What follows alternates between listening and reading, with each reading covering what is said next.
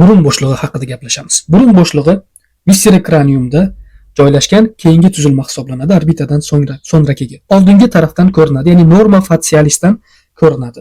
Burun bo'shlig'ini tashqi tomondan mana ko'radigan bo'lsak, bir qancha burun tog'aylari bor, ya'ni cartilago nasolaterales, cartilago alaris major, ya'ni shu nomdagi va mayda tog'aychalari bor, cartilaginous alaris minoris degan.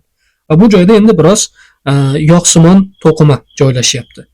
Va medial tomondan ko'rib endi burun bo'shlig'ining medial devorini ko'ramiz. Burun bo'shlig'ida o'zi medial devor, lateral devor, yuqoriga, pastga va orqa devorlar farqlanadi. Oldingi devori mana bu burun tog'aylaridan iborat. Buni olib tashlasak, shunchaki apertura piriformis qismi qoladi.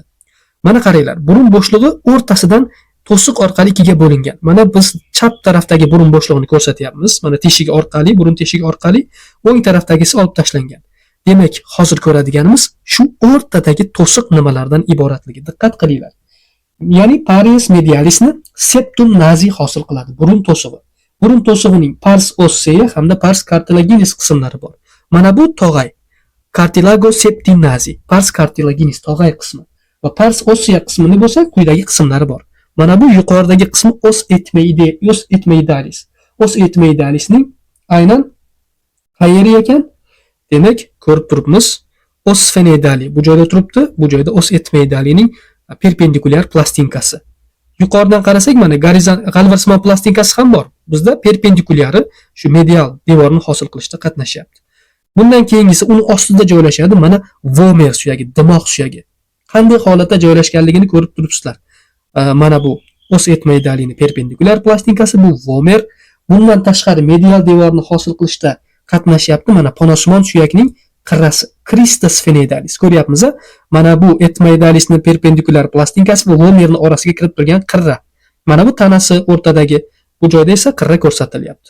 Bundan tashqari pastki tomondan mana yuqori jag' suyagining tanglay qismi, tanglay o'simtasi va tanglay suyagi mana.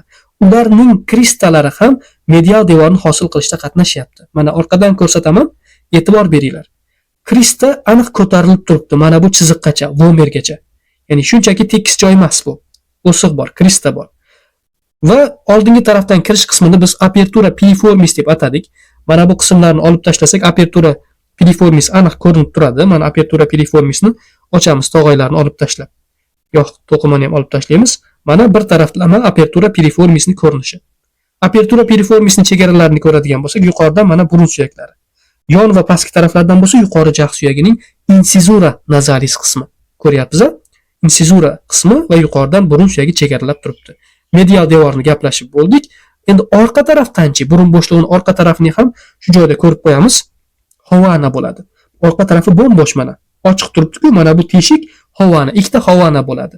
Hovananing ham o'zini chegaralari bor. Ya'ni yuqoridan corpus ossis sfenedalis. Mana qaranglar, yuqori tarafidan hozir mana bu corpus ossis sfenedalis turibdi va bundan tashqari pastdan lamina horizontalis ossis palatini. Uni olib tashladik. Lamina horizontalisni olib tashlamadik mana.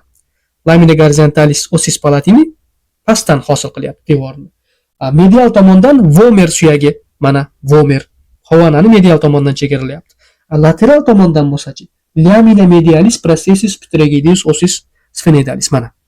Processus pterygoideus qanotsimon o'siq, uning medial plastinkasi hovonani lateral devorini hosil qilyapti. Meatus nazi burun bo'shlig'ining lateral devorini ko'rib chiqamiz. Lateral devorni nimalar hosil qiladi? Bu 3D tasvirda ko'rib turibmiz. O'rtadagi medial devor, ya'ni septum nazi olib tashlangan. Lateral devorning tarkibiy qismlariga qaraydigan bo'lsak, eng oldidan boshlaymiz. Mana yuqori jag' suyagining tanasining facies nasalis qismi pushti rangda. Undan keyin yuqori jag'ning processus frontalis maxilla. Mana yon tarafdan ko'rsangiz, mana processus frontalis. Bu tana, bu o'siq. Ichki tarafdan qarasangiz, xuddi shu o'siqni pushti rangda ko'rinyapti. Keyingisi concha nasalis inferior. Yashil rangda ko'rinyapti. Concha nasalis inferior. Undan tashqari yuqorida, demak, etmeidal suyakning, ya'ni qalvarsimon suyakning labirint qismi, labirintus etmeidalis ko'rinib turibdi. Ularning orqasida os lacrimalis ham bor. Os lacrimali mana tashqi tomondan ko'rinyapti, yashil rangda bo'yaldi. Ichki tomonda ham os lacrimali aynan shu yuqori jag' suyagining peshona o'sig'ining orqasidayoq joylashadi. Bundan tashqari bu joyda yana ko'rishimiz mumkin qaysi suyakni? Yuqori jag' suyagining orqasidagi tanglay suyagining perpendikulyar o'sig'ini ko'rishimiz mumkin. Mana bu joyda belgilab qo'ydik, mana pushti rangda ko'rinyapti, tanglay suyagining perpendikulyar o'sig'i. Undan orqada bo'lsa, ponosimon suyakning qanotsimon o'sig'ining medial plastikasi ham lateral devorni hosil qilishda qatnashyapti. Hovonada ham aytgan edik, hovananing lateral devori, umuman olganda burun bo'shlig'ining lateral devorini hosil qilishda qatnashyapti.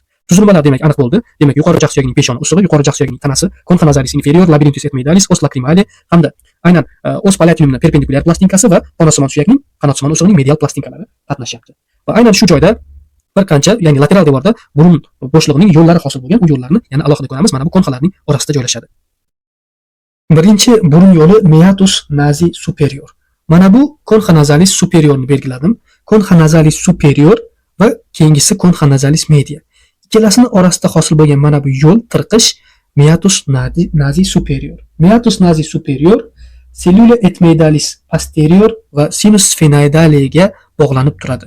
Mana ko'rishimiz mumkin bu joyda sinus sphenoidali, mana bu sphenoidal suyakning bo'shlig'i qayerga ochilar ekan? Meatus nasiga. Mana bu joyda oldingi taraflarda yaxshilab ko'radigan bo'lsak, sinus sphenoidalisning ham ochiladigan teshiklari ko'rinib turadi. Meatus nasiga. Yuqoridan aperturalar orqali. Keyingisi concha nasalis media va concha nasalis inferior orasida mana bu concha nasalis inferior meatus nasi mediasi bor. Meatus nasi mediaga ham ko'rib turibmiz, bir qancha tuzilmalar ochilyapti. Cellula etmoidalis anterior et media, birinchisi mana teshiklarni ko'ryapmiz. Cellula etmoidalislar ochiladi va yana hiatus maxillaris ham shu joyga ochiladi. Sinus maxillaris bilan tutashadi shu orqali. Mana ko'rib turibmiz, katta bo'shliq. Mana bu aynan g'alvirsimon suyakka tegishli o'simta. Undan yuqorgi qism ham g'alvirsimon suyakning processus uncinatusi shu holatda turadi. Oraqasidagi bo'shliq yuqori jag' suyagining bo'shlig'i. Va mana bu pastki burun chig'anog'ining ostidagi joy bo'lsa, pastki burun yo'li meatus nasi inferior hisoblanadi. Bu joyga endi canalis nasolacrimalis ochilib turadi. Canalis nasolacrimalisning ochilishi, demak, boshlanish joyi mana bu yuqoridan boshlanadi, eslaringizda bo'lsa, shu joydan kirib qayerga ochilar ekan? Meatus nasi inferiorga. Mana yashil rangda belgilab qo'ydim. Sulcus lacrimalis ko'rinyapti. Sulcus lacrimalis bor shu joydan, demak, ko'z yosh bezi shu joyga o'tadi. Ko'rinib turibdi. Yana bu joyda ba'zi tuzilmalar bor. Ularni alohida suyaklarni gaplashganda ko'rib chiqamiz.